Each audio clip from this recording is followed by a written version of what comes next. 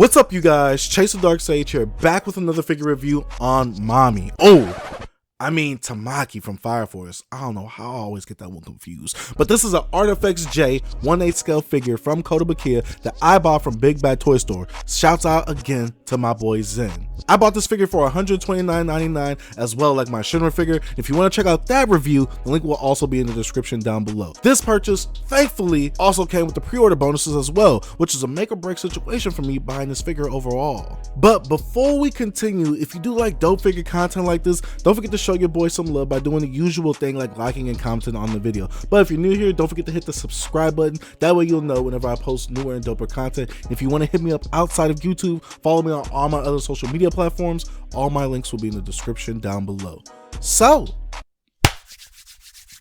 let's get into it.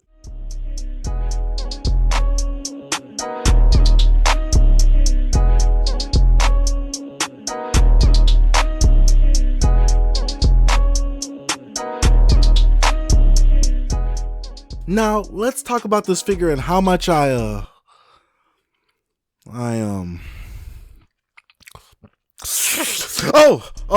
forgot I'm reviewing this figure.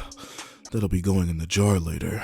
Let's talk about Tamaki. Now, while she's not my favorite character from Fire Force, I do appreciate Kotobukiya making this figure. Now, I'm not gonna lie, if I didn't get the bonus pieces, I wouldn't have bought this figure because those bonus pieces definitely make her stand out, but we'll touch on that later. Just as the Shinra figure, I love the vibrant blue and dark black of her Fire Force jacket. I also love the fact that it's just like the anime version with the jacket fitting really loose on her since it's so big. Now, the pose on this figure is a bit more stagnant than I would like because I feel like this isn't a good representation of her character. I would have much preferred her to be in some cat-like pose like she usually is within the anime about the fight, but I understand these figures are paying homage to their first appearance manga volume cover, which this one here is volume 7 and Shinra's is volume 1. They did make some small adjustments from that photo by adding a smoke effect base to the bottom of her feet, probably to let the figure stand since she's very top heavy.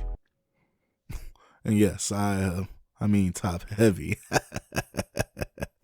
Now, this figure comes assembled straight out the box except for another attachment you need to add to the base, but overall that's about it unless you have the bonus pieces, which we will touch on now. Like I said earlier, this figure is quite bland without those bonus pieces, so you definitely need them to make her stand out. Why did Koto not just include this with the figure in the first place?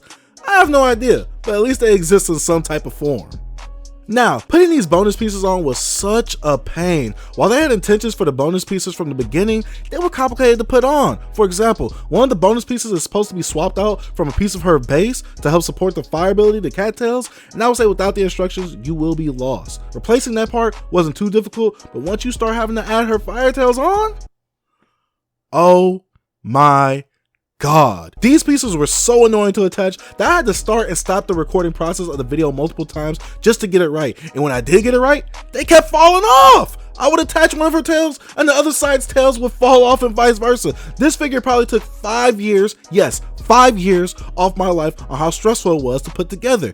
But I will say, once I was able to put them on and they stay, it gave for a nice effect to the figure itself. Just make sure if you have this figure not to apply too much pressure because these pieces will break.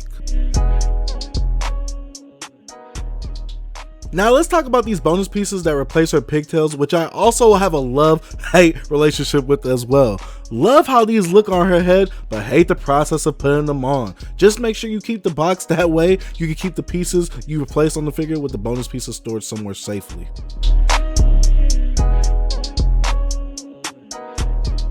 Now once you get all the bonus pieces on, this is when she looks like her first manga volume appearance, and it's stunning. While it isn't a dope pose like Shinra's, I can appreciate it for if people want to pose her in front of the manga volume. Overall, I would recommend this piece if you could get her with her bonus pieces. If you can't, I would definitely wait on the deal for this one because these figures are quite expensive and I don't know if I could justify buying her full price without her fire effects / abilities. But that's about it for the figure review, guys. Let me know what you think about this Tamaki figure and what you think about Fire Force itself. Do you like it or not? Comment down below. Like I said, thank you guys for watching the video. Also, help keep your boys' lights on by smashing the like button and subscribing if you haven't already. And you know I gotta give a usual shout out to my Patreon pledgers for going ahead and financially supporting the channel, guys. I highly appreciate what you guys are doing for me, financially donating on Patreon. And I gotta give a huge shout out to the YouTube members for also financially donating on the YouTube side of things as well. Big shout out to Broke Boy Gang, always, because those are the people supporting me. And shout out to Nasty Man Army, because you guys already know I got the jar fully prepped and ready for this bad boy to end. So thank you guys for watching.